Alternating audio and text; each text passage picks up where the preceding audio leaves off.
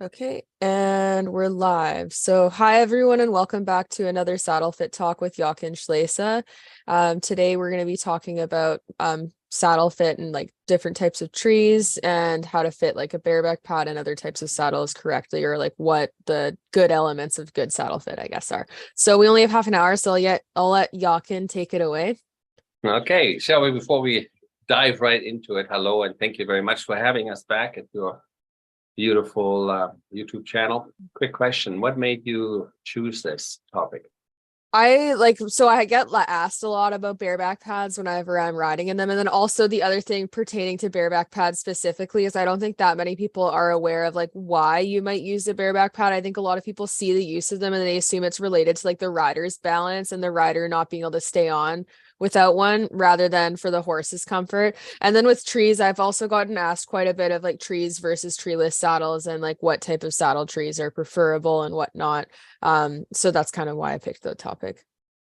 Cool, thanks for sharing. All right, as usual, I like to share my screen, so I go ahead and do that quick so we can dive into the topic today. So once I started my first book, I believe this is already so long ago. Wow, over 10 years. Yeah. The author picked these images. I didn't pick these images, and I was asking the author, why did you pick this image? And the author said, well, when people buy saddles, and you're talking about saddle fitting in your book, the question is, why do people do it?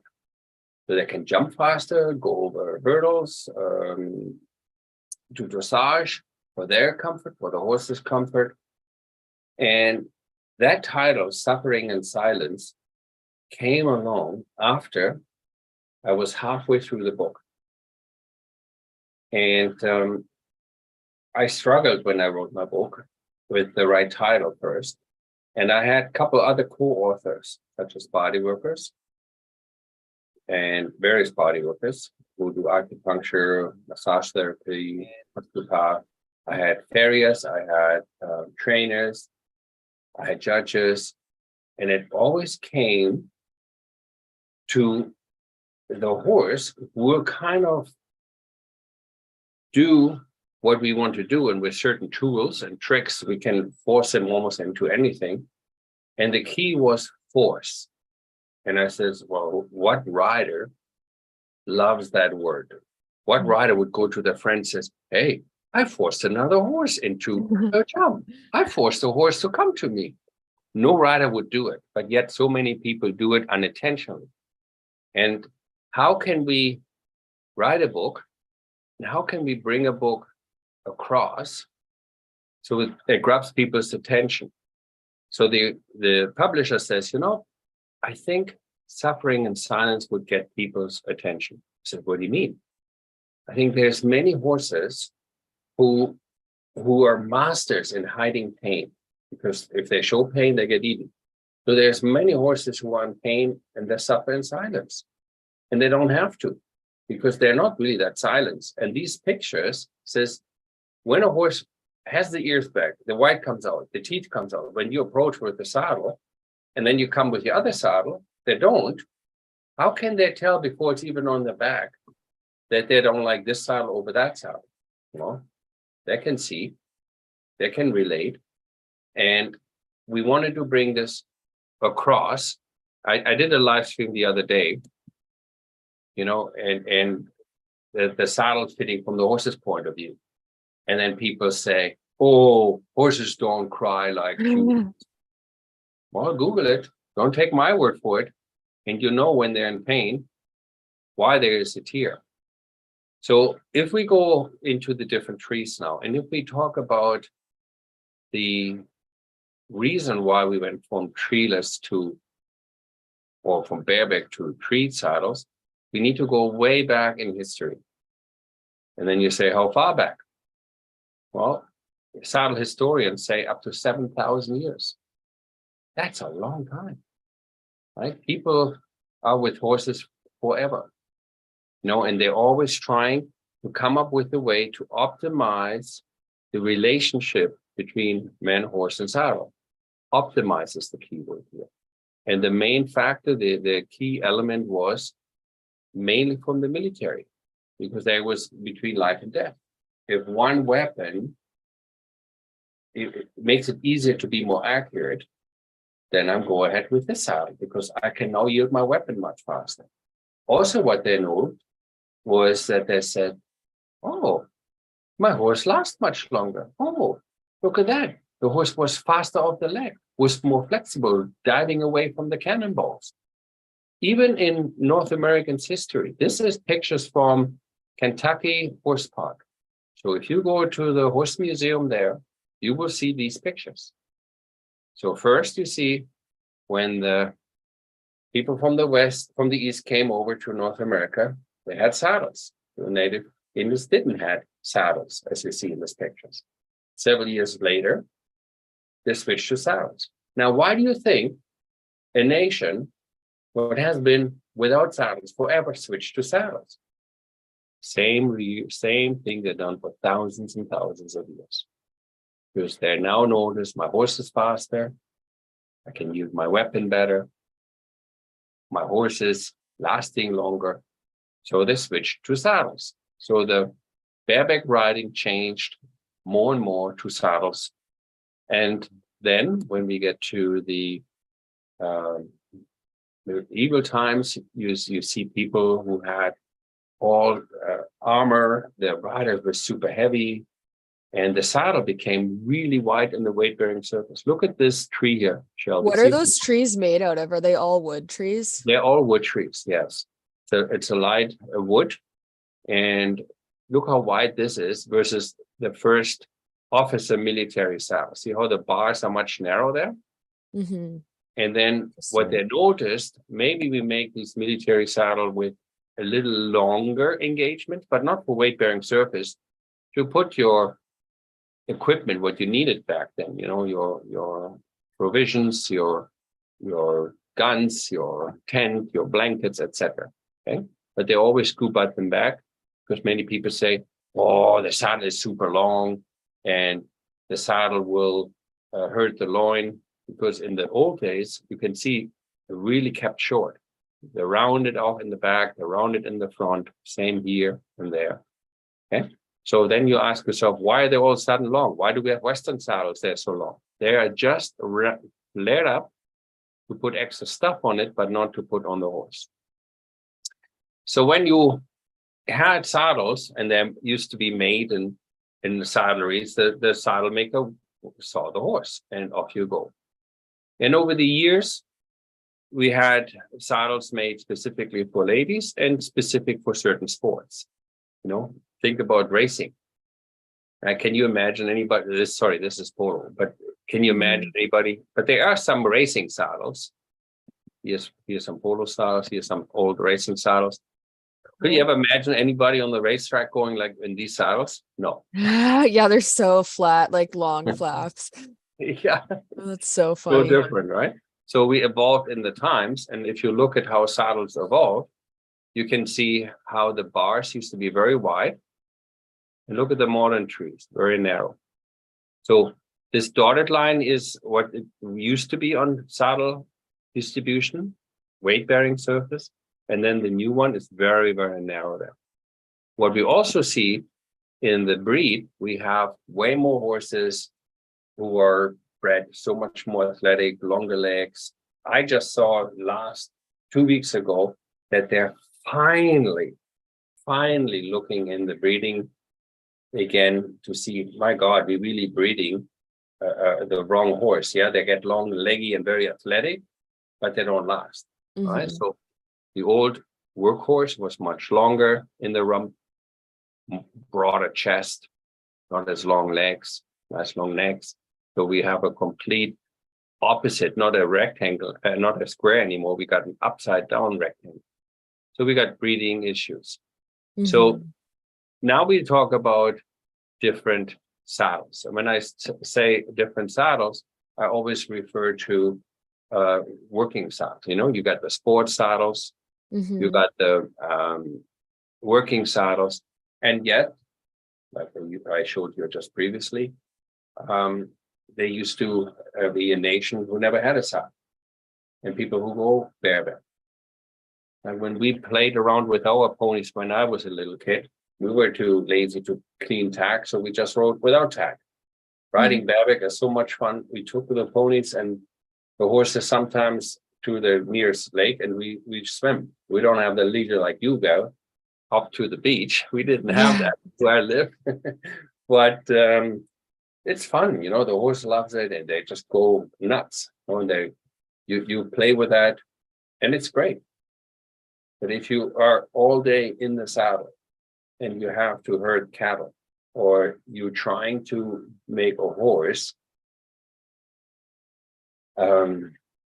certain dressage movements the way it used to be required, or you're trying to jump a horse, you need to train the horse while maintaining the back to be engaged.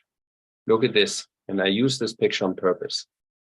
When the horse brings the hind leg underneath and on top the neck down, the nuchal ligament, it's totally suspended, like, and not tightened.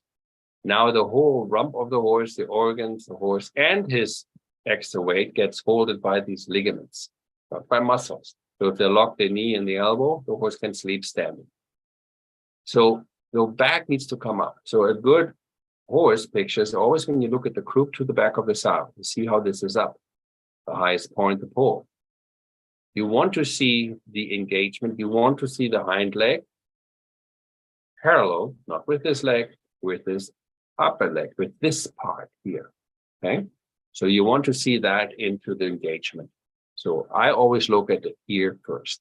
And we know from the medical side, from science side, if the back doesn't come up, the horse will have severe kissing spine problems. So now let's talk about bareback pads or pads or treeless saddles. So you can buy them anywhere from $200 up to $3,000.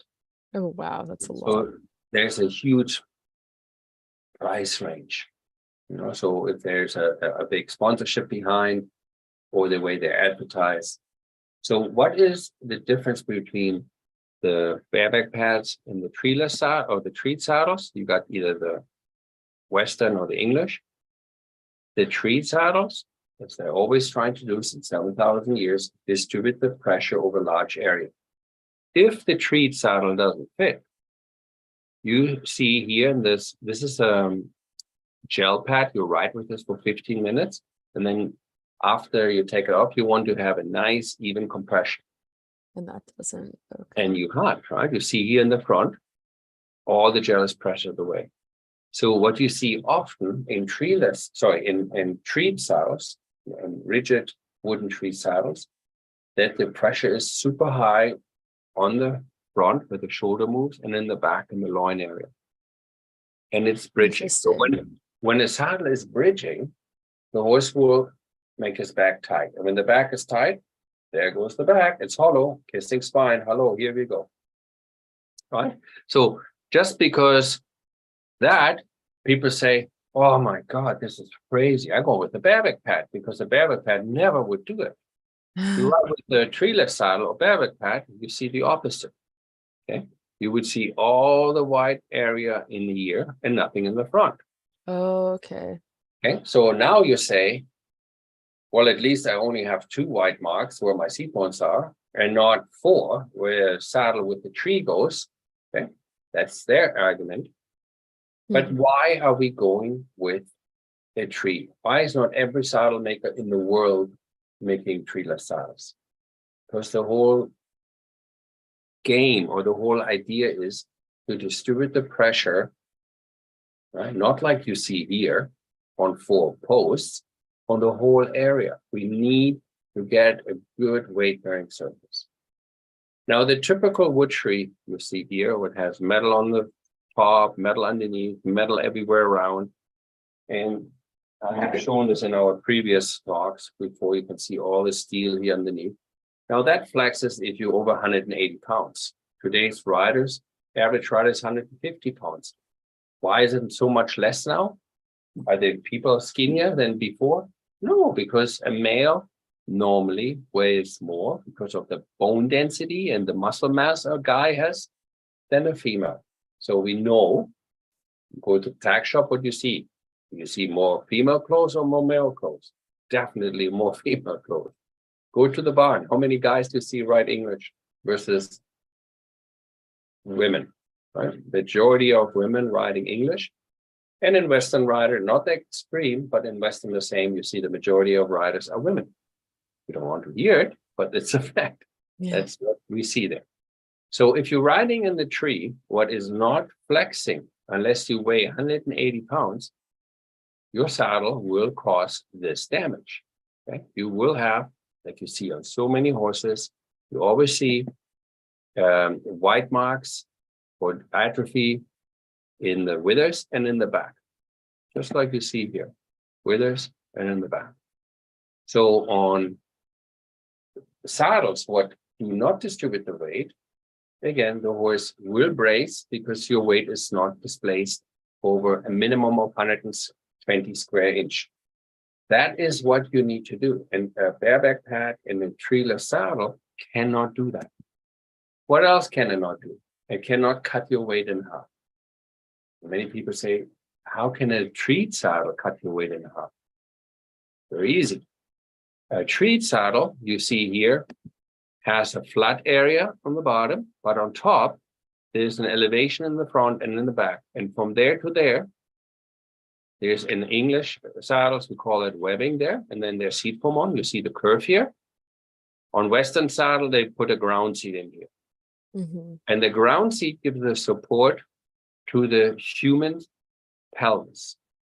Without a tree saddle, you cannot give support to the pelvis. Why do I need a support in the pelvis? Well, I'm a good rider. I don't need a support in the pelvis.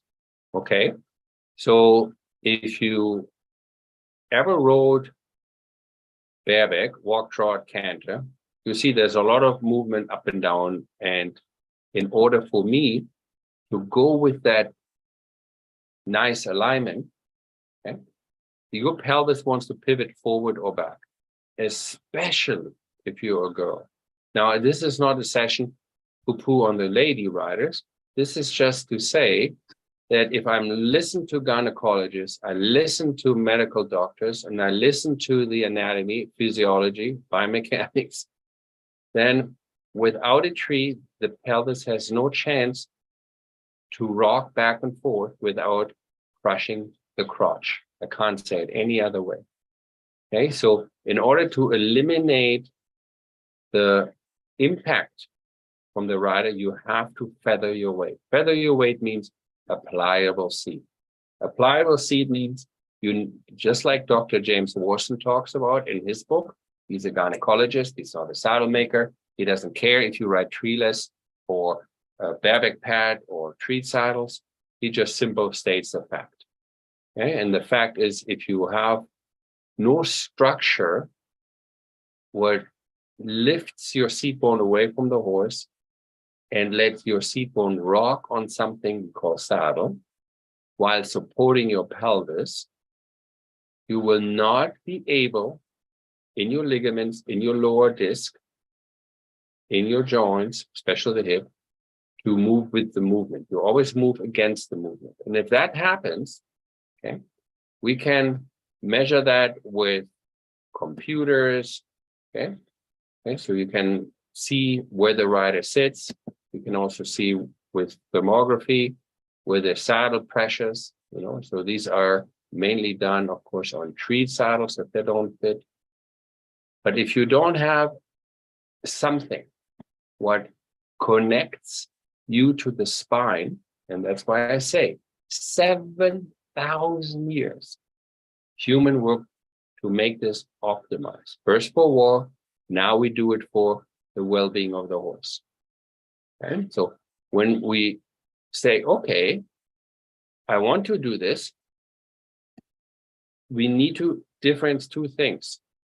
This here is the top of the vertebrae. When you walk and you would go the way you ride, so let me give you an example or a little homework. Have somebody videotape you going down the long side, sitting trot. Okay. Wear not super baggy clothes, just a t-shirt and your riding pants. And then have somebody videotape you walking down that same line. And then say to yourself, is the pelvis straight? Okay. Is this level? Easier for the guys because the bone structure is very high and the bone in the front, the pubic symphysis, is way away from the saddle or the horse's withers. Impossible for the girl because you will crush your seat with your crotch, then your pubic symphysis, and down here where the nails are, the end of the circle here, that is the pubic branches. This is way up there. There's a big gap, marker width, almost half an inch. You're sitting on it. Okay, so you can do it on cardboard, you can do it on cars, on plaster of Paris. The fact is, we, the humans, have a spine that goes not horizontal, goes vertical. If you want to balance on a horizontal spine, your impact needs to be softened. And you do that by pivoting back and forth. We have a long tailbone, straight lower back as the guy. And our roots also mean our legs, our thighs, go straight from the center down on the guy. Majority of the rider who have a birth channel have the hip socket more forward and the angle of your femur, your upper leg, is more forward. So your roots grow in a different direction. You have a lower curvature, stronger than the male, and you have a way less tailbone. So the key is this has to be level. Watch the next picture. Look at the red line. Dot, dot, dot, dot, dot. This is parallel to the vertebrae. You're already sitting on top of the withers. How can you bring this level? That means your seat bone needs to go away. You either sit completely on the withers, completely on your crotch, completely on your underwear line, on your pubic branches, but you cannot sit on your seat bones. Now you say, oh, you know what? I'm going to sit myself further back. Now you're sitting in an area where no bareback rider, where no rodeo rider, bullfighter would ever sit. If I would say, let's go for a hack, let's go for a gallop on the beach, but I want you to sit in the middle of the horse's back and say, no way, no way, the horse takes off, I fly off. I need to sit with the balance point of the horse. So look at the difference here and focus on the space between the butt cheeks, female, male. And folks, again, this is not my words. These are gynecologists. These are doctors. These are people who understand anatomy, horse, and rider. So what we do, we lean forward, we squish our disc, and when the disc starts to slip, right, you're not going to sustain it. So you will try very, very hard to ride with a pliable seat, but you don't have your shoulder, hips, and heel alignment. Okay? So if you ride bareback pads, treeless saddles, that's okay. But try, and Shelby, you're a gutsy kind of girl, you can try that. Try to ride in one of your pads, in one of your treeless saddles, or whatever you have. Try to ride shoulder, hips, and heels. Do your sitting trot, videotape yourself, and see where your toes point, and see are you holding that alignment. And then look behind you, okay? From your butt to the horse's butt. Is that line up or down? Because that's the goal. You want the back up, right? So then you can, when people ask you, hey, Shelby, what do you think? You don't have to take my word for it. You are an experienced horse girl. You can tell them, hey, I love galloping on the beach. Hey, I love moving around with my horses. No bridle, no halter, nothing. Right? I totally in harmony with my horse. But in order to really school him, to really get the back up, I can't do it the way they teach us at the Spanish riding school for thousands and thousands of years. Right? And that's why it's at 7,000 years, they're trying to find the harmony, because it's important that the saddle fits the rider first. I'm talking a real saddle here, okay? Not a treeless saddle. Yeah. Treeless saddle is a very clever word for bareback pads without a tree. So if Spanish directors clearly make it is the utmost importance not to cause the pupil any discomfort. With a cramped posture, it is impossible to achieve a pliable seat. Without a pliable seat, it's not possible to achieve oscillation in the horse's back. And if the back cannot oscillate, talking about the horse, right? The horse will suffer pain and it will not be able to collect. Again, we as humans walk with our ball of the foot to the sternum in alignment with all our vertebrae in one line. If you can't ride like this, treeless, which for the reasons gynecologists and doctors have written books and shown you that prior to what I just said, then you cannot ride privacy. When people say to me, when I used to teach people riding lesson, I says, okay, take your feet out of the stirrup, give me your reins, I hold the horse. He says, okay, now sit the way you should, how you feel. So they sit themselves right, good. Then I have somebody else take a picture from the side. Then you have done this to your student, somebody done it to your body, then position you. Hold your hand here, put your shoulder here, lift your chest.